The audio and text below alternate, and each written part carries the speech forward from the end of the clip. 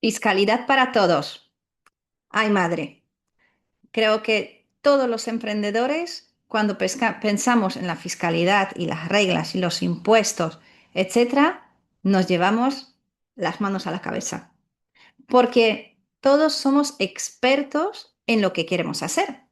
¿Y qué queremos hacer? Pues crear nuestra empresa, nuestra iniciativa emprendedora, el contenido. Eso sí que sabemos hacer. Pero ahora, ¿cómo darle la parte jurídica, ¿no? Ponerlo en una forma legal y cuáles son nuestras responsabilidades, obligaciones fiscales? Allí muchos de nosotros de verdad sabemos muy poco o por lo menos sabemos algo, pero esto nos asusta un montón.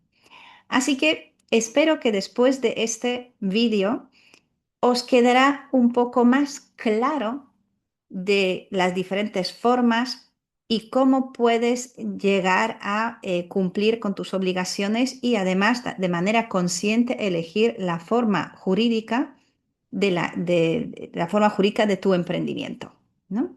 Entonces, vamos allá. Vamos a empezar primero con los impuestos. El primer impuesto que conocemos es el IVA. El IVA es un impuesto sobre valor añadido y es un impuesto indirecto, lo que quiere decir que no tiene nada que ver con cuánto uno gana, pero tiene que ver con lo que uno gasta. Entonces, todas las cosas que nosotros compramos tienen un impuesto. El impuesto de IVA normal es de 21%, pero luego tiene sus diferencias según si es un producto de primera necesidad, etc.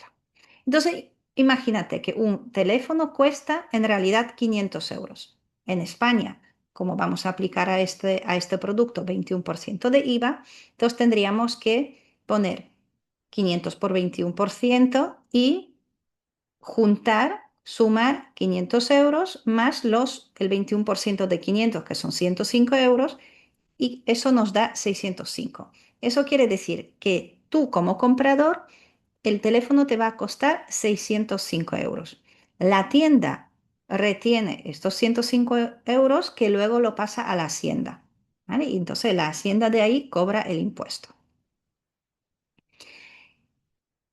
El otro que no es tanto el impuesto, pero sí es un gasto, es la seguridad social. La seguridad social podríamos ver más bien como un seguro, ¿no? Un seguro tanto para los trabajadores como para las empresas que pagamos todos los meses, ¿vale? Y luego el Estado lo distribuye según la necesidad y el momento de cada persona.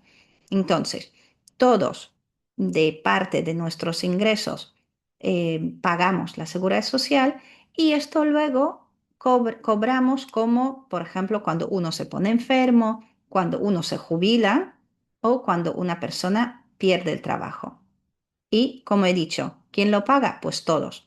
Los empleados, digamos, los trabajadores a cuenta ajena, los trabajadores a cuenta propia y las empresas. Y en algunos momentos o en algunas situaciones el Estado también contribuye y eso hace para garantizar la protección de todos, ¿no? Imagínense que una persona, una mujer, no ha trabajado nunca porque ha sido ama de casa y se ha ocupado pues de la crianza de los niños y gestionar el hogar. Pues esta persona no ha contribuido a la seguridad social, sin embargo, el Estado sí que se ocupa de esa parte para que tenga su pensión mínima. Luego está el impuesto IRPF, que es un impuesto de renta de personas físicas. Eso quiere decir que lo pagamos las personas como tú y yo. Y este impuesto sí que es directo sobre lo que nosotros ganamos. Y eso también quiere decir que es un impuesto progresivo. Según lo que ganamos y según las circunstancias de cada uno, pagamos más o menos. Ahora, ¿cómo funciona? Pues hay diferentes tramos. Si una persona gana hasta 12.450 euros en 2025, entonces paga impuesto de 19% de IRPF o tiene que estar en otro tipo de impuesto, ¿no? Por ejemplo, la educación estamos a 15%, la cultura a 7%, etcétera. Eso cada uno tiene que mirar cuánto le corresponde según su actividad.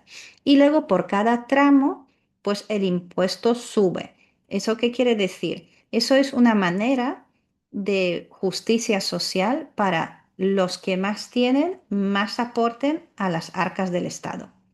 Aquí es muy importante decir sobre los impuestos porque todos hablamos de presupuestos, todos nos quejamos de los presupuestos, de la cantidad, de los importes, si es proporcional o no, si son justos o no.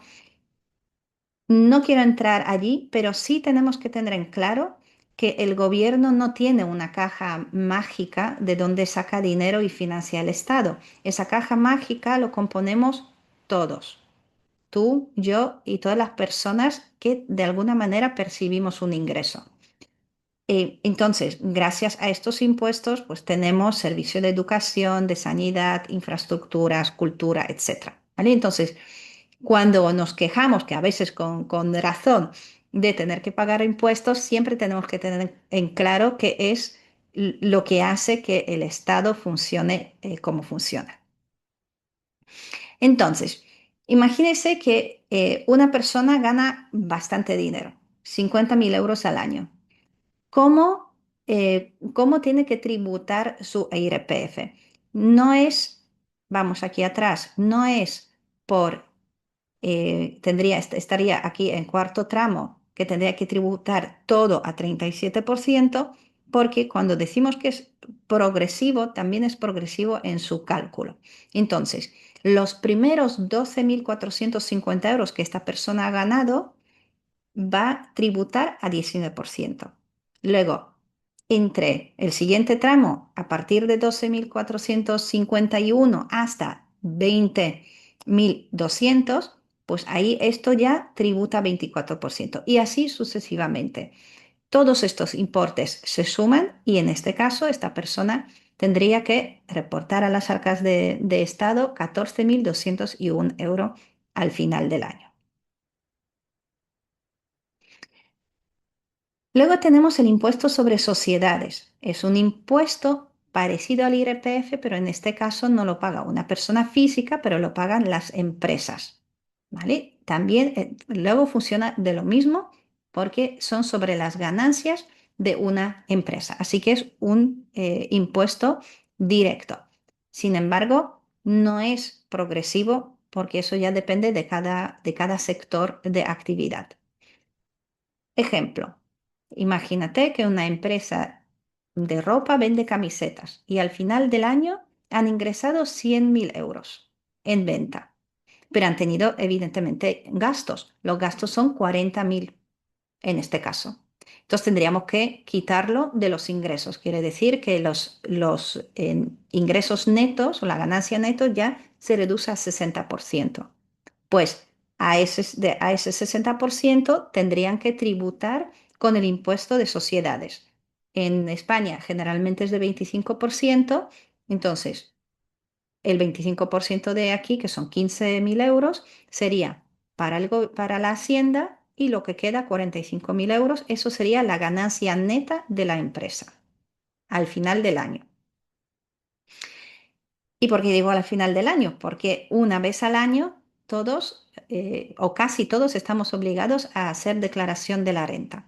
Digo casi todos porque los asalariados, lo vamos a ver más adelante, hasta 22.000 euros no tienen la obligación de hacer declaración de la renta.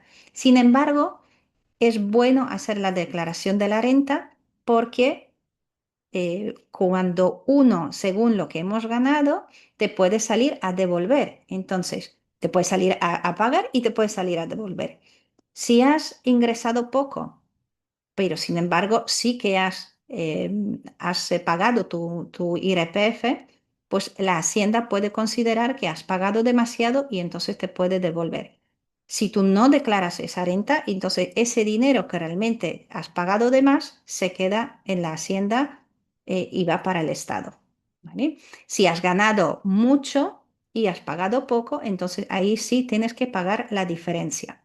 Aquí lo podemos ver que si en el año pasado has ganado 20.000 euros y la empresa te retuvo 15% de IRPF, lo que quiere decir que descontaron de la nómina o de tus facturas 3.000 euros, entonces al hacer la declaración de la renta Más, ojo que esto es ahora muy simplificado porque luego el IRPF todavía se incluye todo tipo de circunstancias, ¿vale? No solo en los ingresos. Aquí tenemos que ver si tienes hijos, si sois una familia numerosa, si tenéis otras obligaciones de cuidado, si hay discapacidad, etcétera, ¿no? Entonces, hay muchos otros puntos que es bueno pues hacerlo en la gestoría o en los ayuntamientos también hay puntos de ayuda para que te ayuden a expresar claramente tu situación y no solo tus ingresos. Entonces, con esto se calcula que lo que tú has ganado y lo que te han retenido. Si la Hacienda al final considera, aquí en este caso, que has pagado 3.000 euros, pero te correspondía solo pagar 2.500, eso quiere decir que los 500 euros que has pagado de más, la Hacienda te lo devuelve. Y si has pagado solo 2.000 euros, entonces ahí sería a pagar a la Hacienda. Bien, esto sobre los impuestos es bastante fácil, ¿no? Persona jurídica o persona física. Vamos a las formas jurídicas porque cada una tiene sus obligaciones. Y eso sí que es muy importante tenerlo claro a la hora de elegir cuál forma jurídica quieres dar a tu emprendimiento. Si no es únicamente una iniciativa puntual, pero le quieres dar una forma jurídica, pues ahí es bueno primero informarte antes de decidir y quedarte con las dos o tres que conoces. Entonces, ¿de qué manera, qué personas físicas tenemos, ¿no? Que tienen sus obligaciones fiscales? Pues es trabajador por cuenta ajena, que sería un empleado. Tenemos el autónomo, que es un trabajador a cuenta propia. Un propietario de inmuebles en alquiler y una persona en inversiones. Todas estas personas reciben ingresos, unos por su trabajo y otros por su capital o por sus propiedades. Y todos ellos tienen obligaciones fiscales. Vamos uno por uno. La pers- mm, Viendo qué tienen que hacer. Entonces, un trabajador por cuenta ajena recibe su nómina y si tú miras en tu nómina, si has tenido una nómina, puedes ver todo lo que se te descuenta en cuestión de IRPF, de seguridad social, etcétera. Y ahí podrás ver cuánto tu contrato realmente cuesta a la empresa y cuánto tú recibes como empleado. Entonces, ahí sabes cuántos impuestos se han retenido. La nómina duele menos porque uno se mentaliza que si yo tengo una nómina de 1.300 euros, pues como que no duele porque no es que te dan 1.800 y de los cuales luego tú tienes que pagar 500 a la Hacienda y la Seguridad Social, ¿no? Pero puedes ahí ver realmente lo que paga la empresa por tu contrato. Si eres un autónomo, pues haces tus propias facturas, pero ahí tienes tú que poner tu IRPF que retiene la empresa a la que haces los servicios. Tienes que hacer la declaración de la renta anual y, por supuesto, también cotizar en la seguridad social, que sería la cuota de autónomo. Si eres un propietario de inmueble y recibes ingresos a través de alquiler, que ahora mismo, pues por Airbnb, todas estas plataformas, hay muchas personas, pues debes declarar los ingresos por alquiler en el IRPF y se te pueden aplicar algunas deducciones. Si eres una persona inversora que invierte pues, en acciones, en criptomonedas, pues lo mismo en tu declaración de la renta tienes que tributar por tus ganancias con el IRPF correspondiente. Bien, esto era persona física, física como yo. Persona jurídica se crea y es una empresa o una entidad creada de varias personas físicas, una o varias personas físicas con el objetivo de tener una actividad económica, ¿vale? Económica o sin ánimo de lucro, pero que tiene sus obligaciones legales. Entonces, una persona jurídica, cuando se crea, tiene identidad propia. ¿Eh? Entonces, quiere decir que tiene un SIF, un autónomo no es una persona jurídica, es una persona física que hace su trabajo en su propio nombre. ¿Vale? Aquí es una empresa que tiene su propio nombre y por ende tiene su número de identificación, que es el SIF. tiene una responsabilidad limitada en la mayoría de los casos, entonces los socios o los miembros no responden con su patrimonio frente a las posibles deudas de la empresa. Un autónomo sí. Tiene una tributación específica porque no paga IRPF, pero paga el AIS, que es el impuesto de sociedades, y además tiene capacidad legal, quiere decir que una persona jurídica puede firmar contratos, tener empleados, demandar y ser demandada, etc.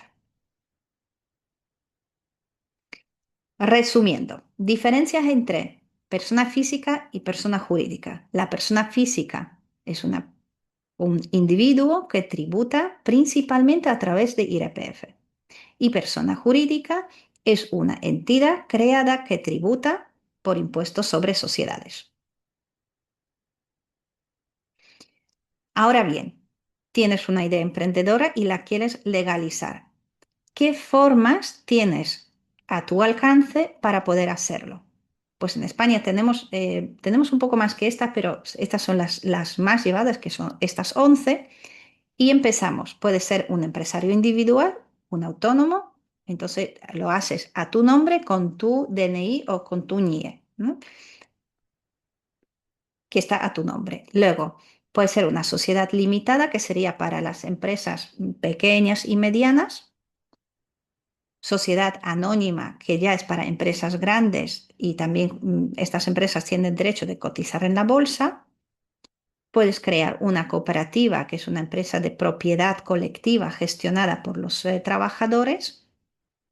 Puede ser sociedad limitada de nueva empresa, que es una versión simplificada de SL para los que empiezan.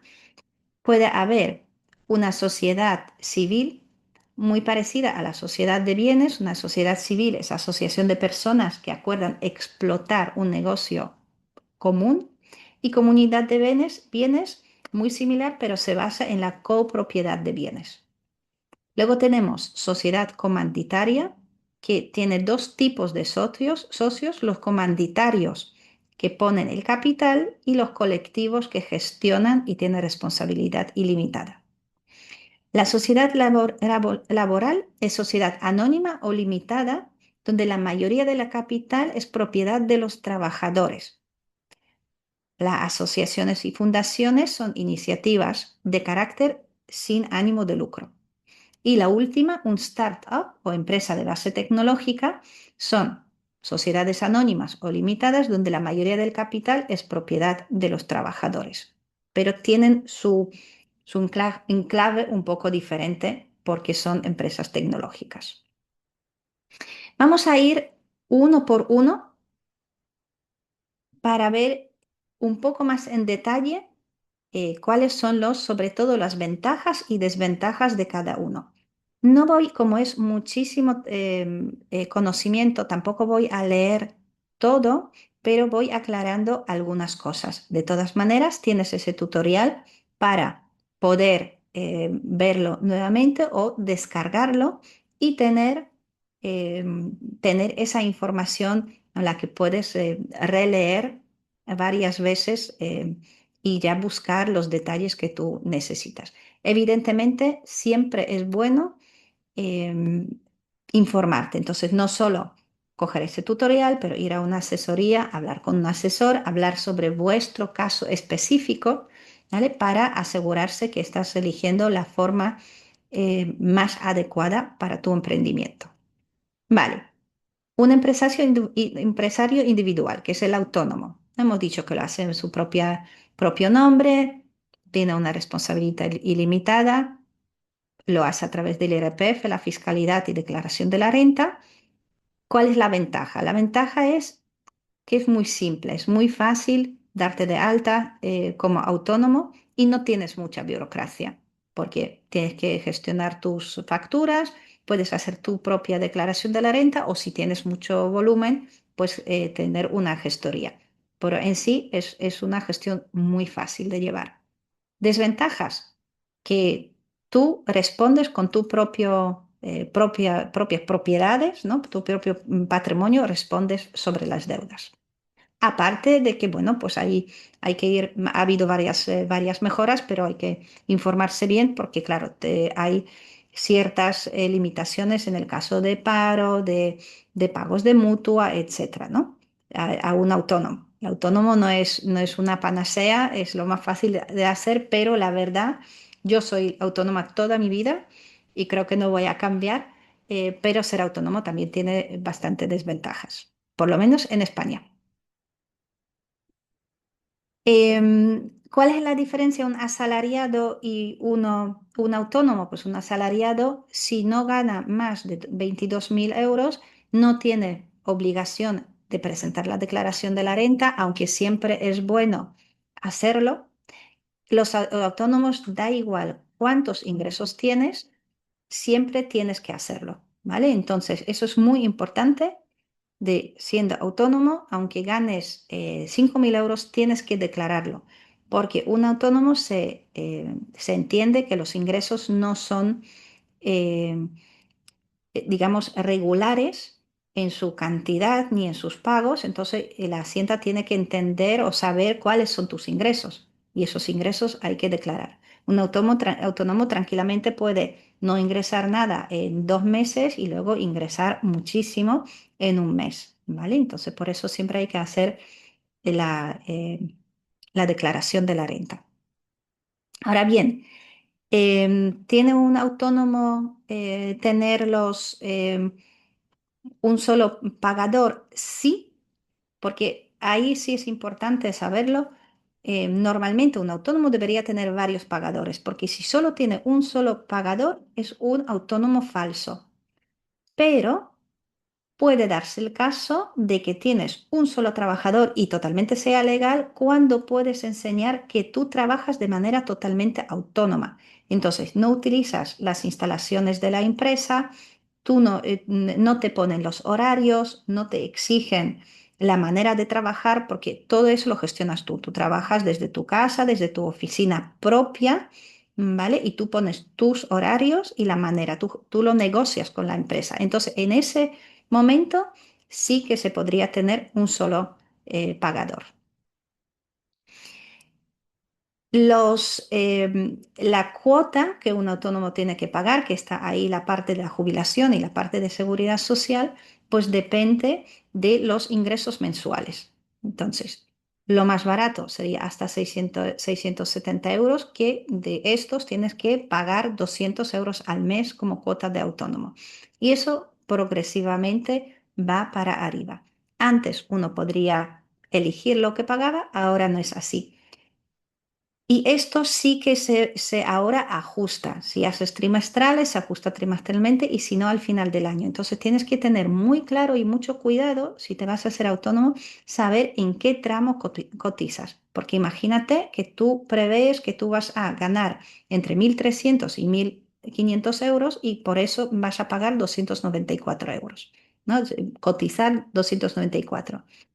Pero resulta que en algunos meses en todos los meses has ganado eso, pero algunos meses has ganado más. Eso quiere decir que no has cotizado la subida. Al final de la declaración de la renta te puede salir a pagar la diferencia, lo que no has pagado, ¿vale? Pero nunca al revés. Si has pagado más, entonces no es que te lo van a devolver. Eso está muy claro, ¿no? Vale, para los nuevos autónomos y autónomos jóvenes, pues hay una tarifa plana que los primeros 12 meses pagas 80 euros, eso es una gran diferencia, ¿no? Yo, por ejemplo, pago 315, entonces es una gran diferencia en pagar 80 euros.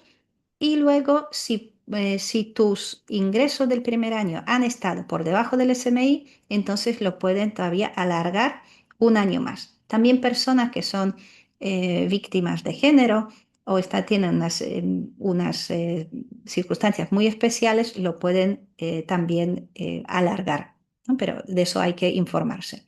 Y a partir del tercer año, de segundo o tercero, según, ya uno tiene que cotizar según sus ingresos. Vale.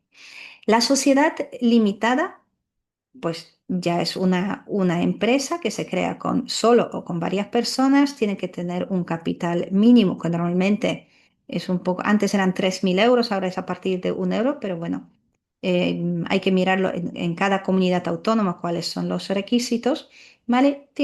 Paga su impuesto de 25 euros de impuesto de sociedades. Las ventajas, que separa el patrimonio personal de empresarial, ¿no? Y entonces, si la empresa queda en quiebra, tú no respondes con tus propiedades. Eso es una gran ventaja. La desventaja es que tiene sus costes en constitución y tiene más obligaciones contables, ¿no? Ahí ya necesitas una gestoría o es que tú eres mismo gestor o sabes hacerlo, ¿no? Aquí más o menos, bueno, puedes ver cuánto te costaría, y eso por supuesto es muy líquido, depende de dónde estás, cuánto te costaría crearlo, ¿no? Entonces, y notaría, registros son entre 200 y 500 euros, tienes que publicarlo, etcétera, ¿no? Y tu seguridad social de autónomo societario serían 390 al mes. Si tienes empleados, los empleados pues cotizan 30 a 35% de la nómina, ¿vale? O si son autónomos, pues lo retienes el IRPF a 15%.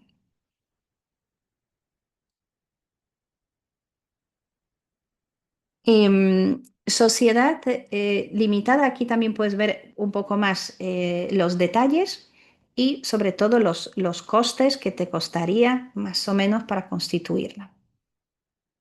Eso mejor descargarlo y leértelo si esto es lo que a ti te interesa, pues leer muy bien.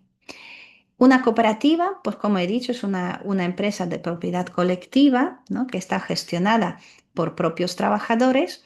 ¿Y cuáles son las ventajas? Pues las ventajas es que es una gestión democrática porque lo haces con tu equipo en plan asambleario y tienes beneficios fiscales.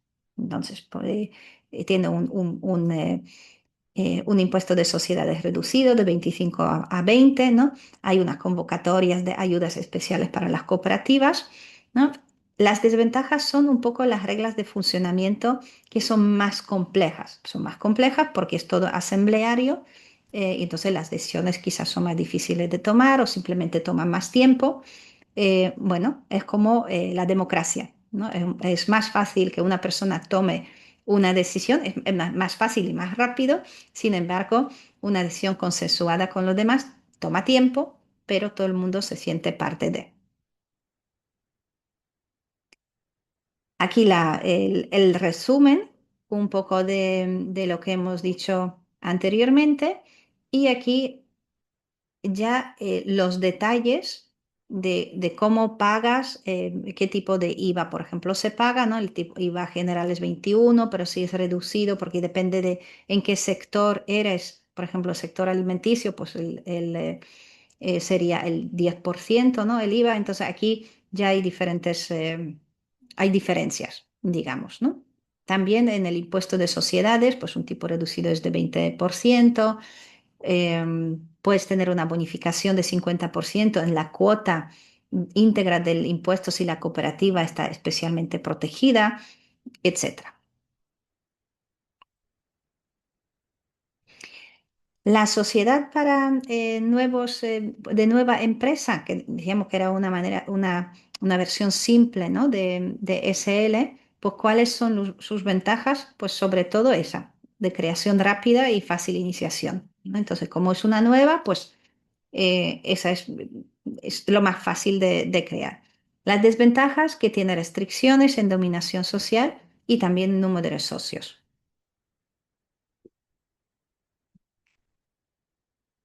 Aquí puedes ver todas las tasas, las retenciones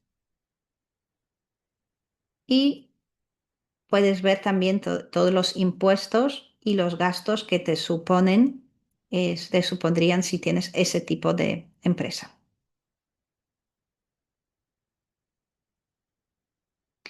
La sociedad civil, la asociación de personas, ¿no? que acuerdan una explotación juntos, voy a ponerlo aquí porque no se ve, Bueno, es muy parecida a la de sociedad de bienes, simplemente que una está basada en un acuerdo sobre explotación sobre una actividad y otro está en cobienes, ¿no? Cada uno tiene un bien que han puesto juntos. Las dos, la ventaja que tienen que es muy simple en gestión y la constitución. La desventaja es nuevamente pues la responsabilidad personal sobre las deudas.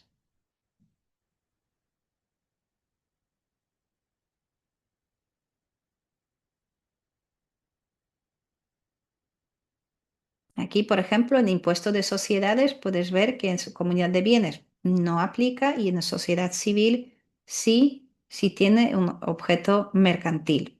¿Vale?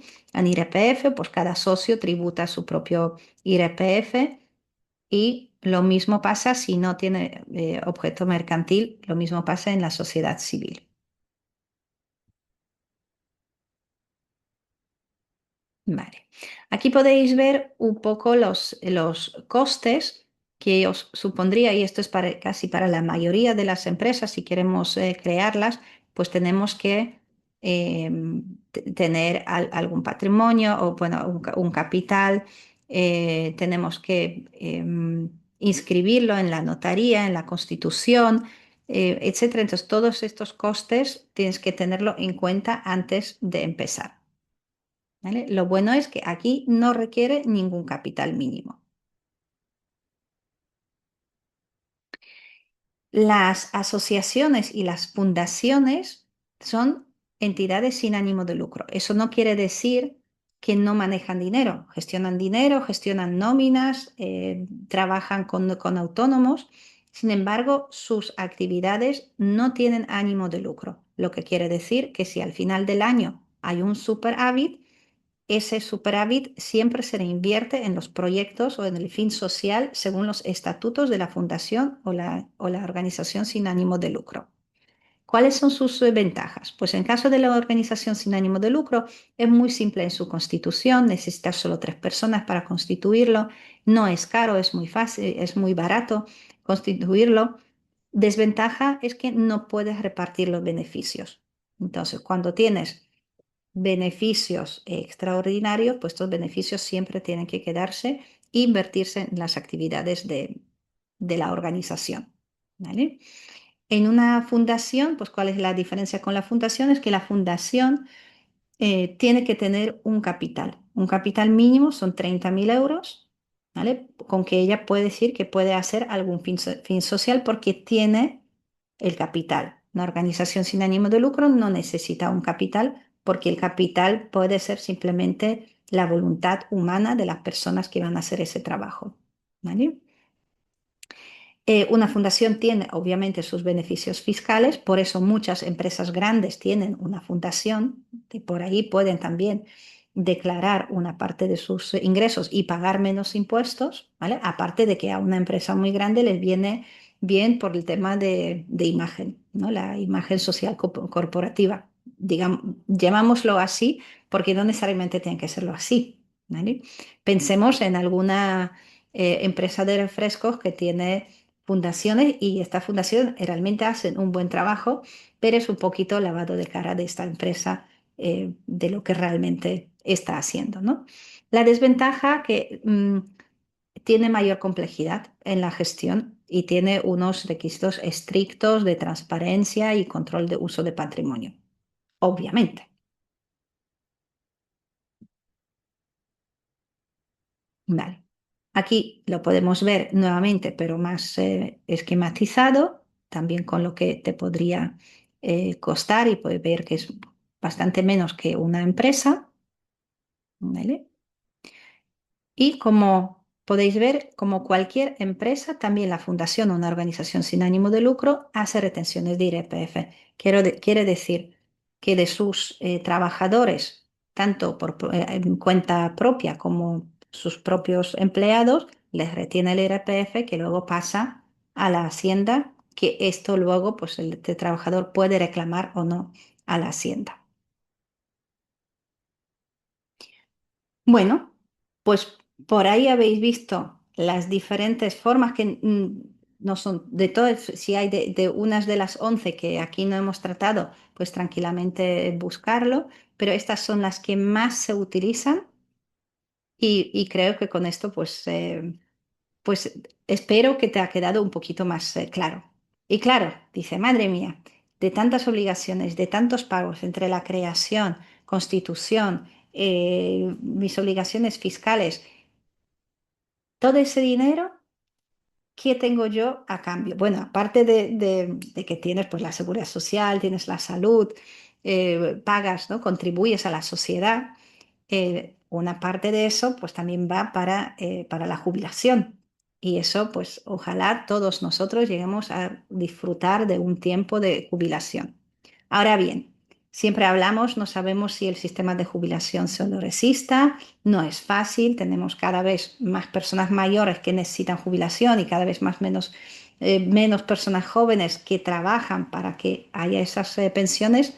Pero bueno, esperemos que el sistema lo aguante. Seguramente tendrá sus cambios, como todo el tiempo se modifica la edad de jubilación, por ejemplo, pues va para arriba, ¿no? La idea ahora es hasta 67 porque evidentemente si antes la expectativa media de vida era de 70 años, pues si una persona se jubilaba a los 65 pues solo tenía el Estado, o esta persona tenía que tener en su hucha para vivir 5 años. Ahora cada vez más tenemos personas muy nunca sé decirlo, que viven mucho tiempo, 90 años, 95 hasta 100, y claro, si te jubilas a los 65, que en España, de hecho, pocos se jubilan a 65, mucha gente se jubilaba antes, más o menos a 59 años, 60, pues de 60 a 100 son 40 años que esta persona necesita un ingreso. Y este ingreso evidentemente tiene que venir de algún lado. Si esta persona ha trabajado 40 años y necesita 40 años de jubilación, vaya, esto es mucho dinero, ¿no? Por eso también, bueno, es evidente que pues la edad de jubilación está subiendo. Entonces, ¿cómo funciona eso? ¿Cómo lo calculamos? Pues tenemos que saber que tenemos que cotizar mínimo 37,9 años, más o menos, para poder tener 100% de la pensión. Si no es así, porque hemos empezado a cotizar más tarde o no hemos trabajado, entonces a los 15 años pues, tenemos 50% del porcentaje de base reguladora. La base reguladora es la media de los últimos 300 meses, entonces 25 años de lo que hemos ingresado, ¿vale? 50%. Si hemos cotizado 20 o más, 65. A partir de 25, 80. Y como he dicho, a partir de 37,9 cotizamos o vamos a recibir 100% del porcentaje de la base reguladora. Ahora, ¿cómo lo calculamos? Pues ahora mismo podéis también, hay una calculadora de pensiones, si tienes una firma digital, certificado digital o clave, puedes entrar en la página de Seguridad Social y hay una calculadora que con tus datos te lo calcula y de hecho lo calcula mucho mejor de lo que yo te voy a explicar aquí, porque tiene en cuenta también tu situación personal. De todas maneras, ¿cómo se calcula en general? Se coge los últimos 25 años cotizados, que son los últimos 300 meses. ¿Por qué los últimos 25 años? Porque la lógica detrás era que uno empieza joven y no tiene un buen salario y luego a lo largo del año ese salario va subiendo, con lo cual va cotizando más y entonces pues la media sube. Por eso se coge los últimos 25 años. Ahora bien, es verdad que para una parte de la población eso no es del todo verdad y puede que hay personas por crisis, lo que sea, que han perdido el trabajo y entonces han perdido el poder adquisitivo en sus últimos 25 años. Entonces esa media podría bajar, pero bueno, es el sistema que tenemos. Ahora bien, ¿cómo calculamos la base reguladora? Entonces cogemos las... la que- las, los 300 meses los dividimos, la base tenemos que preguntar, ¿no? ¿Cuál es el medio que hemos ingresado en los últimos 300 meses? Y lo dividimos por 350. ¿Por qué por 350? Porque la jubilación se paga en 14 pagas, ¿vale? Entonces, por eso no lo dividimos entre 300, pero entre 350. Entonces, nuevamente, cogemos todos los ingresos de los últimos 300 meses y le hacemos una media. Esa media la dividimos por 350 y le aplicamos el porcentaje según los años que hemos cotizado. 50%, 65, 85. Y a eso se puede añadir añadir una bonificación o se puede penalizar, ¿no? Si es una jubilación anticipada, pues porcentajes menos, y si es una jubilación demorada, pues hay un aumento de hasta 4%. Entonces, ahí, ahí va. Entonces, un ejemplo. Si un trabajador ha cotizado 38 años y este trabajador ha ganado en los últimos 25 años un promedio de 2.500 euros al mes, entonces sería 2.500 euros al mes por 300 dividido entre 350. Y eso nos da 2.142,86 céntimos. En caso de este trabajador que ha cotizado 38 años, sería una pensión completa, a 100%. Así que ese trabajador tendría 2.142,86 euros en 14 pagas anuales. Y eso es todo. Complejo, seguro. Más claro, pues espero que sí.